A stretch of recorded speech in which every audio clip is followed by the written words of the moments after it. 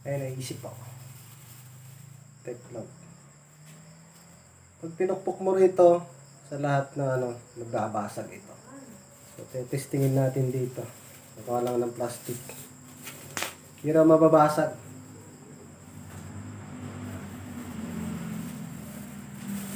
Ayun na tayo sa plastic. Okay, testingin natin dito. Kung hindi mababasag, tapos hahampasin natin. Okay. 1, and 2, and 3. Aray. Hindi nga mabasag. 1, 2, 3. Aray, aray. Ayaw, ayaw. 1, 2, 3. Ayaw, sakit.